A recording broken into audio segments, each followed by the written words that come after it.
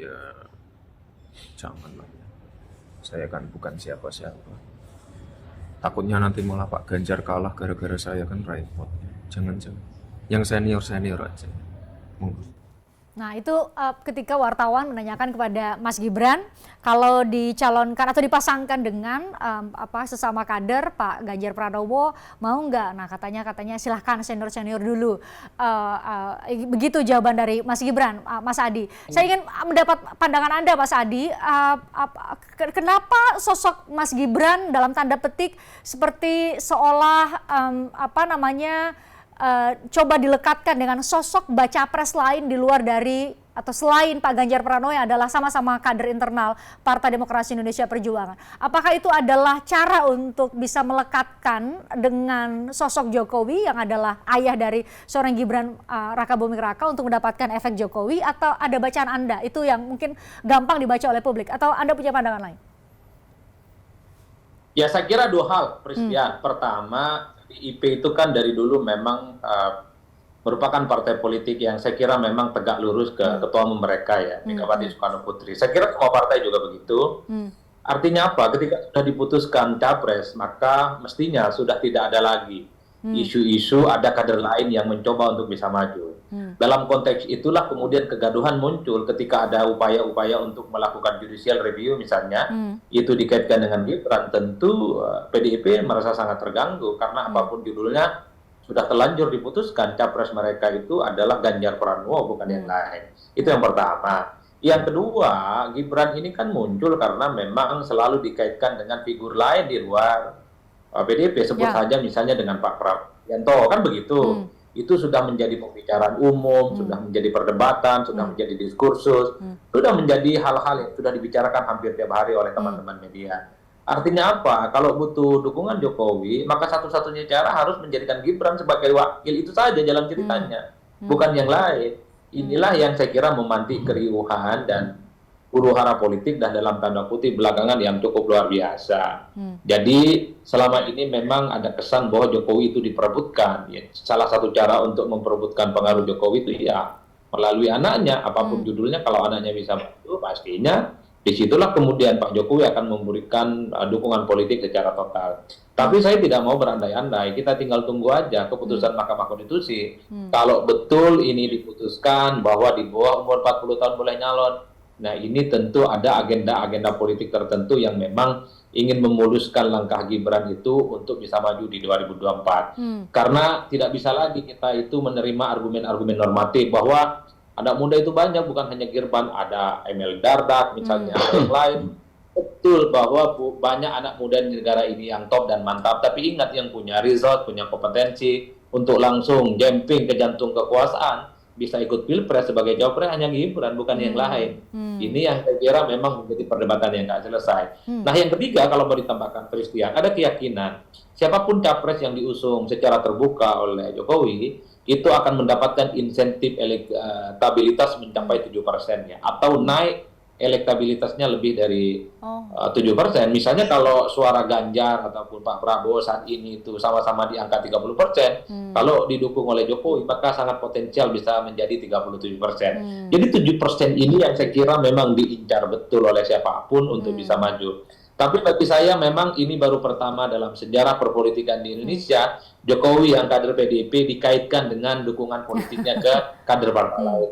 Agak rumit bagi saya untuk menjelaskan ini semua. Kita tidak tahu bagaimana sikap politik Jokowi yang sesungguhnya. Sekeras apapun Jokowi mengatakan tidak pernah intervensi, tidak pernah cawe-cawe, tapi partai-partai di luar PDIP ini kan selalu mengatakan ini semua atas dasar arahan dan orkestrasi Jokowi. Bingung kita ini melihat elit mana yang benar gitu ya.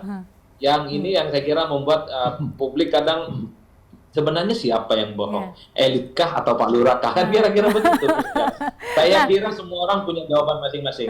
Nah, kita tanya ke Bang Deddy. Bang Deddy merasa nggak atau menjadi bahasan nggak dari PDIP bahwa ia ada yang mencoba memperebutkan efek Jokowi, termasuk memperebutkan dalam tanda petik Mas Gibran coba dilekatkan dengan sosok lain di luar dari sosok dari PDIP itu sendiri? Ya, kalau menangkap dari banyak pembicaraan rumor, ya isu, bahkan dari media sebenarnya paling banyak. Ya kita memang ada dengar isu-isu itu, gitu. Tapi kan bagi kita ini kan soal apa namanya sesuatu yang bagi kita sudah selesai. Sudah selesainya itu apa? Ketua Umum Ibu Megawati Soekarno Putri sesuai mandat yang diberikan oleh Kongres untuk memutuskan calon presiden, ya dalam forum pengambilan keputusan tertinggi sudah memutuskan Ganjar Pranowo gitu loh. Dan kita akan konsisten berusaha memenangkan beliau apapun hasilnya gitu ya. Dan saya kira dinamika yang muncul, dialektika yang muncul soal Mas Gibran, soal Pak Jokowi, ya ini kan tadi seperti disebutkan itu apa namanya kejadian yang belum pernah terjadi sebelumnya. Ya kami menanggapinya dengan positif saja. Kalau Gibran yang ditarik-tarik, ya berarti kan kader PDI Perjuangan memang bagus-bagus. Kalau Pak Jokowi yang ditarik-tarik, ya berarti kan memang pemerintahan Jokowi yang juga berarti pemerintahan PDI Perjuangan ya memang berhasil sukses dalam memimpin negara ini 10 tahun gitu. Jadi Bang Deddy itu kan satu sudut pandang ini, mohon maaf saya potong. Itu kan satu sudut pandang, tapi ada sudut pandang lain tapi di satu sisi atau satu sudut pandang lain yaitu bahwa Pilpres itu adalah soal siapa menang dan siapa kalah, dia yang akan melanjutkan menjadi orang nomor satu atau menjadi orang nomor dua di negeri ini. Itu kan persoalan menang atau kalah nih. Siapa yang bisa mendapatkan insentif 7% itu kan menjadi penentu, lumayan besar nih penentunya kalau bisa memperebutkan efek Jokowi atau bisa melekatkan atau bisa memperebutkan Gibran dalam tanda petik. Ya bagi kami menang atau kalah ya menang atau kalah. Kalau menang ya menang, kalau kalah ya kalah. Tetapi kami tentu tidak akan tidak akan bertarung dengan cara-cara yang tidak elok, tidak berkontribusi dalam membangun peradaban politik. Bagi kami menang itu adalah sebuah kebanggaan, sebuah amanah. Kalah juga adalah sebuah kerja perjuangan. Jadi saya kira kami akan menghadapi apapun dinamika yang ada di depan kami. Baik. Kami tidak pernah peduli dengan agenda orang. Kami jalan dengan keyakinan politik kami sendiri. Karena kami memang harus konsisten gitu Mbak. Baik. Ketika kami sudah mencalonkan Pak Ganjar, apapun yang ada di depan kami ya bagaimana memenangkan Pak Ganjar. Soal yang lain-lain ya silakan soal lain, kita nggak ada urusan, nggak pusing-pusing gitu. Baik, itu komitmen dari PDIP. Mas Adi, terakhir buat Anda. Mas Adi, apakah cukup realistis atau bisakah menjadi pilihan atau alternatif buat PDIP karena Mas Gibran likability, tingkat kesukaan dan popularitasnya naik, coba digoda oleh partai lain di luar dari PDIP, realistis atau bisa jadi alternatif nggak mempasangkan misalnya Pak Ganjar dengan Mas Gibran? Jadi sama-sama dari capres-cawapres itu dari kader PDIP sendiri. Ya saya kira memang Pilpres itu bukan soal bisa maju sendiri atau tidak, Christian, tapi bagaimana bisa mengakumulasi dan bekerja sama dengan begitu banyak partai politik. Karena kan mazhab politik kita itu adalah mazhab politik gotong royong.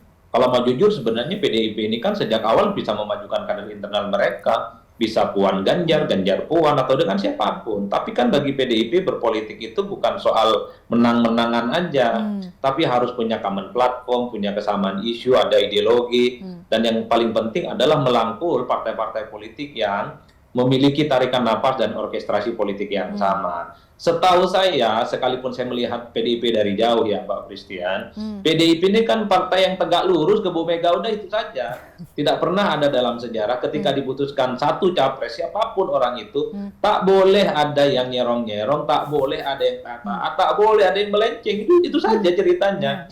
Jadi kalau muncul nama Gibran, bagi saya ini sudah menyalahi mazhab politik gitu ya. Dan kacaunya lagi, yang goda Gibran ini kan justru dari luar. Ini yang sepertinya membuat teman-teman PDIP nggak happy. Kalau mau jujur, sebenarnya PDIP itu marah dan geram, tapi kan mungkin PDIP saat ini sedang mempraktikkan apa yang disebut oleh Bung Karno sebagai kesabaran revolusioner. Siapa sih yang nggak tersinggung? Siapa sih yang nggak marah? Kalau kadernya digoda, maju Pilpres, sampai ada judicial review dan seterusnya, gitu loh Mbak. Sorry itu harus saya katakan, kalau Gibran ini bukan anak presiden, waduh, pasti sudah terjadi huru-hara di daerah ini. Gak usah dijawab Bang Deddy, ini sudah selesai, dia sudah ucapkan terima kasih kepada semua kru. Tapi terima kasih itu pandangan Mas Adi, nanti kita tunggu ya siapa sosok cawapres bagi masing-masing baca pres yang saat ini sudah ada, sudah mengemuka di ruang publik. Kita harapkan tadi mendengarkan narasi yang sangat sejuk dari masing-masing perwakilan baca pres. Terima kasih Bang Deddy, terima kasih Mas Adi sudah join di obrolan malam edisi kali ini. Saya juga mengucapkan terima kasih buat Anda. Happy weekend, kita jumpa lagi Jumat pekan depan.